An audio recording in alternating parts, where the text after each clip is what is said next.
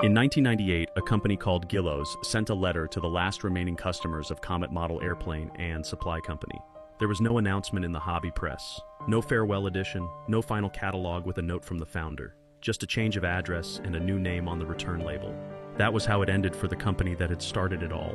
At its peak, Comet was shipping more than 1 million model airplane kits a year out of a Chicago factory that ran before sunrise and didn't stop until the streetlights came on. In 1939, Time magazine reported that Comet was preparing to pack 10 million kits for the following year. 10 million during the Great Depression.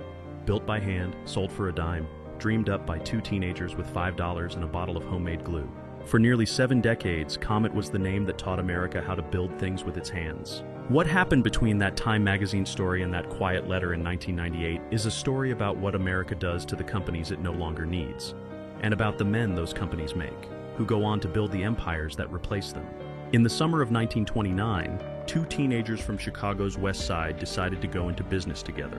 Bill Bishop, born Bill Bibichkow, was 17 years old. Sam Goldenberg was not much older.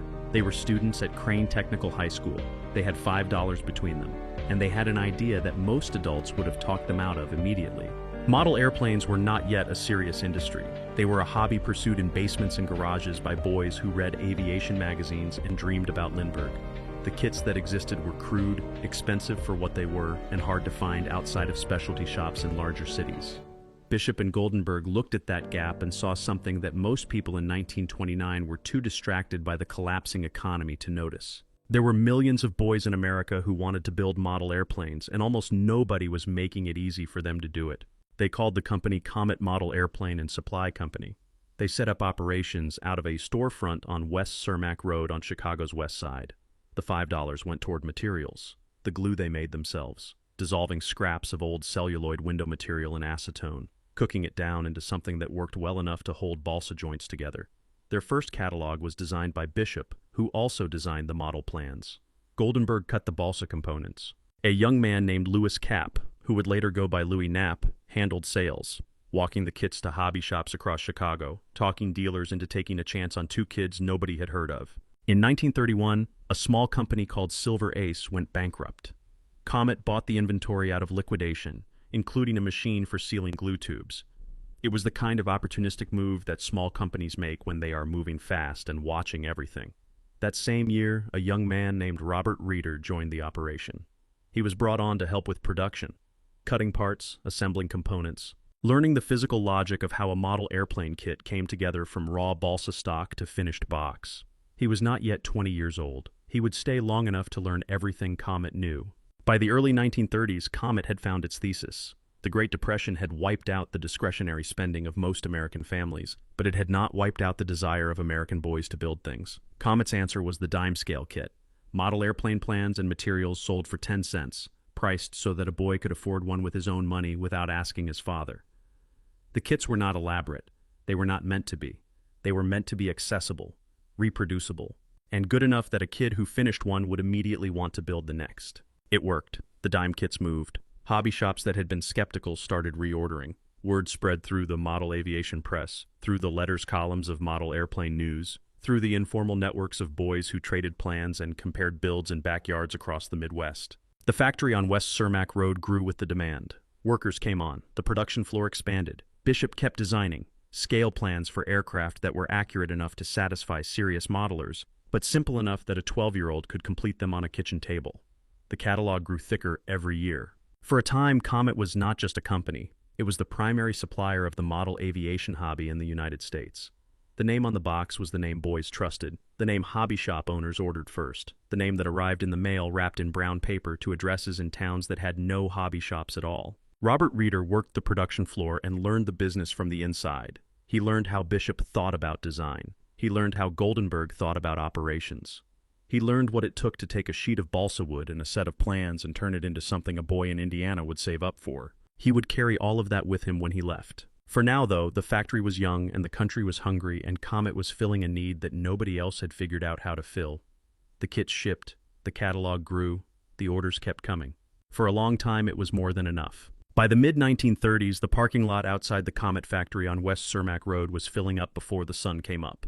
The men who worked the early shift arrived on foot and by streetcar, lunch pails in hand, moving through the pre-dawn cold of a Chicago winter with the particular efficiency of people who knew exactly where they were going and exactly what they were going to do when they got there. Inside, the machines were already running. The smell of acetone and fresh-cut balsa filled the building from the moment the doors opened. It would not leave until the last worker locked up at night. This was Comet at its operational peak. Not the quiet startup of 1929, not the lean years of learning, but a factory running at full capacity in the middle of the worst economic decade in American history, and somehow winning. The numbers were real. By the mid-1930s, Comet was producing more than 1 million model airplane kits per year. 300 workers moved through the building across multiple shifts. The production line processed balsa stock in bulk, sheets and strips and blocks arriving by the truckload, moving through cutting machines that Bishop's team had refined to produce consistent, accurate parts at a speed that handwork could never match. Every kit that left the building had been touched by multiple hands: the worker who cut the parts, the worker who inspected them, the worker who sorted and counted them into the correct kit configuration, the worker who sealed the box. The dime kits were the engine, but Comet's catalog had expanded far beyond them. By the late 1930s, the company was offering scale models of genuine complexity, aircraft designs that serious modelers could spend weeks building, finished to a level of accuracy that the hobby press noticed and praised. The 1937 Grumman Gulfhawk aerobatic model was one of them, a demanding build, a real aircraft accurately rendered, the kind of kit that separated Comet from the cheaper competition trying to copy its formula without matching its standards. In 1939, Carl Goldberg joined the design team. Goldberg was already a respected name in model aviation circles, a designer with a feel for aerodynamics and a reputation for producing plans that actually flew the way they were supposed to. His arrival gave Comet's catalog a new level of technical credibility. The Zipper, priced at $450, became one of Comet's strongest sellers, a kit that delivered genuine performance for modelers who wanted more than a display piece. That same year, Time magazine ran a story on the American model airplane industry. Comet was at the center of it. The company announced it was preparing to pack 10 million kits for the following year. 10 million units in 1939, from a factory on the west side of Chicago that had started with $5 and homemade glue a decade earlier. The figure was not a projection or an aspiration. It was a production target backed by existing orders and a distribution network that reached hobby shops in every state. The boys who bought those kits were not just building model airplanes. They were absorbing the logic of aviation, learning to read technical plans, to work with precision, to understand why a wing needed a specific angle of incidence and what happened when you got it wrong. Comet's catalog was, without anyone framing it that way, an educational system delivered in brown paper envelopes to kitchen tables across America. The company never advertised it in those terms. It didn't need to. The product spoke in a language that boys understood immediately. Then the war came, and Comet discovered something unexpected. The United States government needed exactly what Comet already knew how to do. In 1941, as America moved toward full mobilization, the military began contracting with model airplane manufacturers to produce recognition models, scale replicas of Allied and Axis aircraft used to train soldiers, sailors, and spotters to identify planes by silhouette at a distance. Comet received contracts to design kits and technical drawings for this purpose. The factory that had spent a decade teaching boys to build airplanes was now helping the Navy train men to identify them. The production floor shifted, the scale changed. The government's requirements were exacting in ways that the hobby market had never demanded, and Comet met them. The balsa supply chain tightened under wartime rationing. Comet adapted, moving some production to basswood, then transitioning certain product lines to injection-molded plastic. It was Comet's first serious encounter with the material that would define the next generation of the model kit industry. The company handled the transition competently. The contracts were fulfilled, the kits shipped. None of the workers on the production floor, moving through the acetone-scented air of that Chicago building in 1943 and 1944, could have known what was coming after the war ended. The factory felt permanent. The demand felt permanent. The name Comet, printed on boxes stacked to the ceiling in the shipping department, felt like something that would always be there. The orders were still coming in, but something had already shifted, quietly, in the decisions being made in design offices and at drafting tables, in the careers of men who were learning everything the factory had to teach them and beginning, slowly, to think about what they might build on their own. The war ended in August 1945. The soldiers came home. The factories that had spent 4 years producing for the military turned back toward the civilian market, and for a brief moment it seemed like everything might simply continue.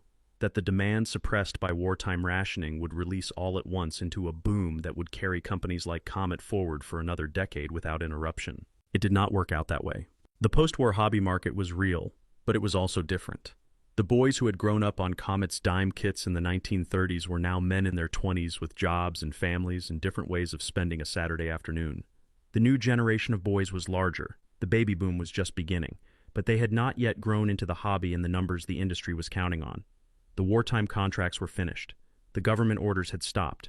And the production infrastructure that Comet had built to service those contracts, larger, more complex, more expensive to maintain than the lean operation of the Depression years, now had to justify itself on civilian sales alone. In January 1948, less than 3 years after the end of the war, Comet was sold. The details of that transaction, who bought it, at what price, under what terms, are not fully documented in the public record. What is documented is the result. The company that Bill Bishop and Sam Goldenberg had built from $5 and a storefront on West Cermak Road changed hands for the first time. The founders' era was over. The men who had invented the formula were no longer the ones running it. And the men the formula had made were already gone.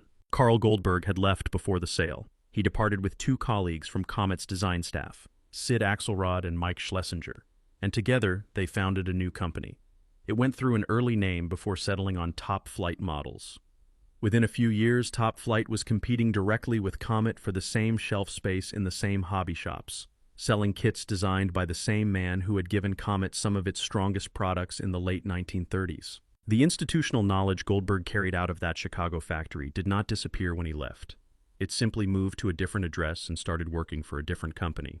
Robert Reeder's departure cut deeper, though nobody understood how deep at the time. Reeder had joined Comet's production floor in 1931 as a young man barely out of school. He had spent years inside the operation, learning how Bishop designed, how the production line functioned, how a model kit business actually worked from the inside out. When he left Comet, he carried all of that with him. He went on to help found Monogram Models, a plastic model kit manufacturer based in the Chicago area that would grow over the following 2 decades into one of the most recognized names in American hobby history. Monogram's kits would eventually rival Aurora for shelf dominance. The company would survive long after Comet had been forgotten by everyone except serious collectors. The man Comet had trained on Comet's production floor, with Comet's methods, built the company that would help define the era Comet could not survive. That was not the result of bad luck. It was the result of something more uncomfortable, a company that was extraordinarily good at developing talent and extraordinarily slow to understand what the next decade of the industry was going to require. Because the next decade was going to be plastic. Injection-molded plastic model kits were not a sudden disruption. They arrived gradually through the late 1940s and into the 1950s, driven by companies that had access to molding equipment and the capital to tool new dies at a pace the market was beginning to demand. Aurora was one of them. Revell was another. The plastic kit offered something that balsa could not, a level of surface detail and dimensional consistency that made the finished model look, to casual eyes, more finished and more impressive. Boys who might have spent an afternoon building a Comet rubber-powered balsa kit were spending that same afternoon snapping together a plastic Aurora fighter with raised panel lines and a clear canopy. Comet recognized the shift. The company had already experimented with plastic during the wartime production contracts. It was not ignorant of what injection molding could do, but recognizing a shift and having the resources to respond to it at scale are different things entirely. And by the early 1950s, the gap between Comet's plastic capability and Aurora's was widening faster than the new ownership could close it. They called it a transition. It was not a transition. It was the beginning of a long, slow surrender, made in increments small enough that no single decision looked fatal, but large enough that the cumulative direction was, by the mid-1950s, unmistakable to anyone paying attention from the outside. The question was no longer whether Comet would lead the next era of American model kits. The question, though nobody at the company was asking it out loud yet, was whether Comet would survive it. Sometime in the mid-1950s, the exact date unrecorded in any public document, Comet made the decision that defined everything that came after it. The company sold its plastic injection molds to Aurora Plastics Corporation. Not because Aurora forced the sale, not because a creditor demanded liquidation. Comet sold those molds deliberately, as a strategic choice, because the new ownership had concluded that competing in the plastic kit market against Aurora, Revell, and the other companies moving fast in that space was not a fight worth having. The resources required to retool, to design new plastic kits at the pace the market was beginning to expect, to build the distribution relationships that Aurora was already locking up, It was too much. The calculation, such as it was, pointed toward retreat. Comet would exit the plastic business and concentrate on what it had always done best: balsa wood, rubber-powered flight, the original product that had made it famous. It was a decision that made a certain kind of sense in the room where it was made. It was also the moment Comet stopped being a company with a future and became a company with a past. Because Aurora did not simply acquire those molds and set them aside. Aurora used them. The tooling that Comet's own engineers had designed and cut, the steel dies that had produced Comet's plastic aircraft kits during the wartime transition, went directly into Aurora's production line and helped build the catalog that Aurora was using to dominate the hobby market. Boys who walked into hobby shops in 1956 and 1957 and picked up an Aurora model plane were, in some cases, holding a product shaped by steel that Comet had made. The name on the box was Aurora. The tooling inside the factory was Comet's. There is a particular kind of irony in that transaction that goes beyond bad luck or poor timing. Comet did not just lose the plastic market to Aurora. Comet equipped Aurora to win it. And Aurora was not the only company building its future on what Comet had produced. Robert Reeder's monogram was growing through the same period, adding kits, building distribution, establishing the brand identity that would eventually make it one of the 2 or 3 most recognized names in plastic model kits in the United States.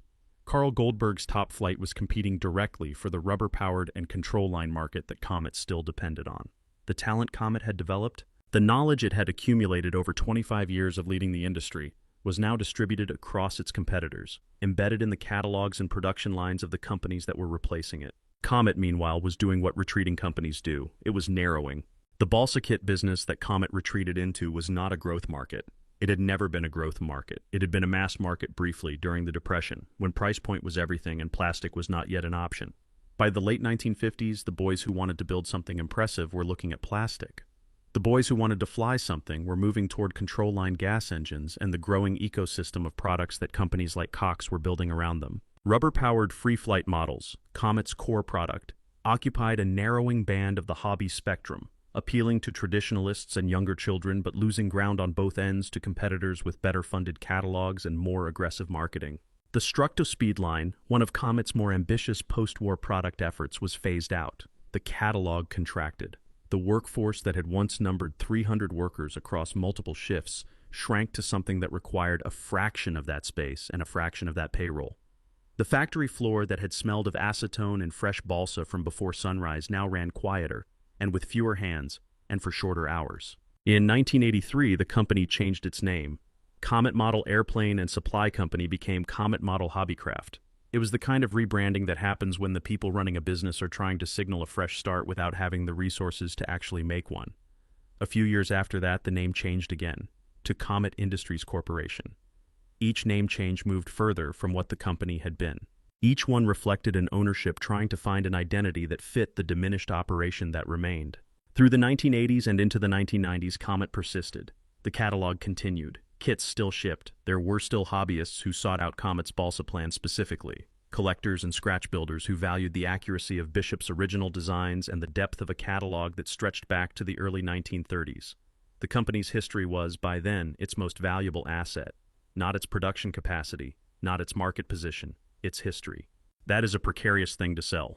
By the mid-1990s, the operation had contracted to something closer to a catalog publisher than a manufacturer. The industrial labor, the shift workers, the production floor noise, all of it was gone. What remained was a name, an archive of plans, and a customer base old enough to remember when Comet had meant something different than it did now. Gillows had been watching. The company that Paul Gillow had founded in Wakefield, Massachusetts in 1926, one of Comet's contemporaries from the earliest days of the balsa kit industry, a company that had spent 60 years in Comet's shadow, had survived into the 1990s by doing what Comet had failed to do. Adapting its product line continuously, maintaining its manufacturing base, and staying lean enough to outlast the contraction that had hollowed out everyone else. By the time Gillows moved on Comet, there was not much left to move on. The acquisition completed in 1998 was less a takeover than a collection. Gillows took the name, the plan archive, what remained of the customer relationships. There was no workforce to absorb, no production equipment worth relocating, no factory floor to shut down because the factory floor had effectively been gone for years. By the end of that decade, the only question left was not whether the Comet name would survive. It was whether anyone outside the collector community would notice that it already hadn't. There was no closing ceremony at 2509 West Cermak Road. There was no final shift, no last whistle, no moment when a foreman gathered the remaining workers in the parking lot and said something worth remembering. The end of Comet Model Airplane and Supply Company did not arrive the way factory closings arrive in photographs. Men in work clothes standing outside a gate, a handwritten sign, a date that everyone present would carry with them for the rest of their lives. It arrived the way slow things end, incrementally, without a single moment that anyone could point to and say that was it, that was the day. By the time Guidos completed its acquisition in 1998, the physical operation that had once employed 300 workers across multiple shifts on Chicago's west side had been gone for years. What Guidos acquired was not a factory. It was not a workforce. It was not a production line or a set of machines or a building full of balsa stock waiting to be cut. What Guidos acquired was a name, a catalog, and an archive of plans that stretched back to the first designs Bill Bishop had hand-drafted in 1929. That is what 69 years of American manufacturing had been reduced to, a name and a filing cabinet. The hobby press did not cover the acquisition with the attention it deserved. There was no obituary in model airplane news, no retrospective in the major hobby trade publications marking the end of the company that had shipped 10 million kits in a single year, that had held government contracts during the Second World War, that had trained the men who built Monogram and Top Flight. The transaction was noted briefly in the way that small industry consolidations are noted. A paragraph, a date, a change of ownership. Then the trade moved on to other things. The hobbyists noticed. They always notice before the trade press does. In the online forums that were beginning to form in the late 1990s, the early bulletin boards and mailing lists where serious model builders and collectors gathered to discuss the hobby, the Guidos acquisition generated conversation that the mainstream press ignored. Collectors who had spent years sourcing vintage Comet kits and original Bishop plans understood what the transaction meant in a way that a trade publication summary could not capture. They had watched the catalog shrink. They had watched the name change twice. They had watched the production floor go quiet, and the company transform over 2 decades, from a manufacturer into something closer to a licensing entity with a mailing address. For them, 1998 was not the end. The end had happened earlier, in increments across decisions made in the 1950s and 1960s and 1970s that had each seemed, individually, like reasonable responses to difficult circumstances. The Guidos acquisition was simply the paperwork that acknowledged what had already been true for a long time. But paperwork matters. Names matter. The moment Guidos completed the acquisition, the Comet name began its final transition. From a brand with its own identity, however diminished, to a subsidiary absorbed into a competitor's catalog. Within a few years, the Comet name on retail shelves had thinned to the point of invisibility. The hobby shop dealers who had stocked Comet kits for decades were now stocking Guidos kits in the same shelf space. The transition was commercially clean. For the customers who remembered what Comet had been, it was something else entirely. There is a particular kind of loss that has no single moment to grieve. The loss of a company that ended not in a bankruptcy filing or a plant closure, but in a long, unannounced withdrawal. That kind of loss arrives differently. It accumulates. It surfaces in small moments. A collector opening a box that still has the Comet name on the end panel. A hobbyist finding a set of original Bishop plans in a folder at an estate sale. A man in his 60s describing to his grandson the first model airplane he ever built and realizing midway through the sentence that the company that made it no longer exists in any form the boy could look up. The boys who had bought Comet's dime kits during the Depression were in their 70s and 80s by 1998. The men who had bought Comet kits in the post-war years, who had saved their allowances for the Zipper or the Grumman Gulf Hawk, who had built Comet's rubber-powered models on bedroom floors and flown them in schoolyard fields, were in their 50s and 60s. They were precisely the age at which men begin to think seriously about what has been lost, and what the things they built as children actually meant. What Comet had given them was not just a product, it was a methodology. The act of reading a set of plans, understanding a material, making decisions about construction sequence, correcting mistakes with your hands rather than starting over, that was what a Comet kit actually delivered. Bishop's designs had been accurate enough to teach real aeronautical principles to boys who had no other access to them.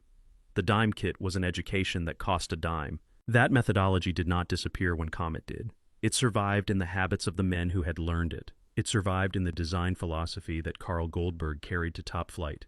It survived in the production knowledge that Robert Reeder carried to Monogram. It survived in the collector community that continued to seek out original Comet plans and share them through the informal networks that the internet was just beginning to make possible. But the company itself, the specific institution that Bill Bishop and Sam Goldenberg had built from a West Side Chicago storefront with $5 and a bottle of homemade glue, was gone. not transformed, not reduced, gone. Gillows kept the Wakefield factory running. The machines in Massachusetts that produced Gillows' own balsa kits continued operating into the 21st century, in a building that still smelled of fresh-cut wood and the particular quiet of a production floor that had outlasted everything around it. Gillows had won. It had survived by being leaner, more consistent, more willing to adapt its product line without abandoning the material that defined it. It had also won, in part, by waiting, by remaining solvent long enough to collect what the industry left behind, including the name of the company that had started the industry in the first place. The name did not disappear with a headline. It disappeared with a catalog update. The parking lot at 2509 West Cermak Road does not exist anymore in any form that Bill Bishop would recognize. The building is gone. The address survives on old tax maps and in the footnotes of hobby industry histories, but the ground itself has been absorbed into Chicago's west side, repaved and rezoned and built over so many times that no marker tells you what was once assembled there. No plaque, no sign, no ceremony ever marked the end. That is how most of it ended, not with an announcement but with an absence. In the years after Gillows completed the acquisition, the Comet name did not vanish immediately. It lingered on old stock, on catalog pages that hobby dealers still had in their filing cabinets, on kits sitting in the back corners of shops waiting for buyers who remembered the brand from childhood. For a while, you could still find a Comet box if you knew where to look. Then you couldn't. What replaced it was not silence exactly, but substitution. The shelf space that had held Comet kits was filled with Gillows kits. The transition was commercially clean enough that casual buyers never noticed. The hobbyists noticed. They always notice. But noticing and being able to do anything about it are different things entirely. The men who had worked Comet's production floor at its peak, 300 of them, across shifts that began before sunrise, were not part of any acquisition calculus. By 1998, that workforce had been gone for decades. There was no one left to absorb, no union to negotiate with, no payroll to assume. The industrial community that had built its rhythms around that factory on West Cermak Road had long since reorganized itself around other work, or, in many cases, around the absence of comparable work entirely.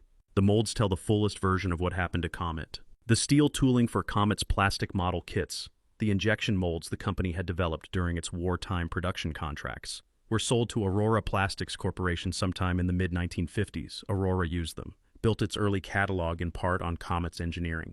The men who had designed that tooling did not benefit from Aurora's growth. The community did not benefit. Only the steel survived, productive inside a different factory, attached to a different name on the box. The Balsa Plan archive, the technical drawings that had defined Comet's identity since Bishop hand-drafted the first designs in 1929, passed to Gillows in some form with the 1998 acquisition. According to hobbyist community sources, portions of that archive have been preserved, and some original Comet designs have surfaced through collector channels in the years since. The full condition of the archive, and how much was lost before the acquisition completed, is not documented with precision. What is known is that Comet produced hundreds of designs across nearly 7 decades. The collector community continues to recover them, one plan at a time, through estate sales and forum trades, and the particular persistence of people who believe that a set of hand-drawn plans from 1937 is worth preserving even when no institution agrees. Robert Reeder, who had joined Comet's production floor in 1931 as a young man cutting balsa parts, went on to help build Monogram Models into one of the most recognized names in American hobby history. Carl Goldberg, who had designed some of Comet's strongest-selling kits in the late 1930s, left to found the company that became Top Flight, a competitor that outlasted Comet by decades. The knowledge Comet had accumulated across 25 years of leading the industry did not disappear when the company contracted. It dispersed into other catalogs, into other production lines, into the hands of men who had learned their craft in a building that no longer exists. That is not a consolation. It is simply the mechanism by which industries actually move. The knowledge migrates, the institution dies, and what survives is a set of habits and methods embedded in people who carry them somewhere else without being asked to account for where they came from. The factory itself does not migrate, the factory closes, and the ground where it stood gets paved over and built on, and the city moves forward without marking the spot, because cities do not have the capacity to grieve every building that once held something worth grieving. On quiet mornings in Chicago's West Side, nothing marks the ground where Comet's factory once stood. No one driving past slows down. There is no gate to pause at, no chimney to look up at, no faded sign above a loading dock to read and remember. The boys who built Comet's kits on kitchen tables in 1938 are gone now too, most of them. What they built is in attics and estate sales and the occasional collector's display case. Balsa frames yellowed with age, tissue paper gone brittle, rubber motors long since cracked and replaced. The model still holds the shape of the plan it came from. The plan still holds the shape of Bishop's hand. The company that made both of them is not there anymore. But somewhere in a Gilo's catalog, on a page that does not mention Chicago or West Cermak Road or two teenagers with $5 and a bottle of homemade glue, there is a balsa model airplane kit. It costs more than a dime. It always will now.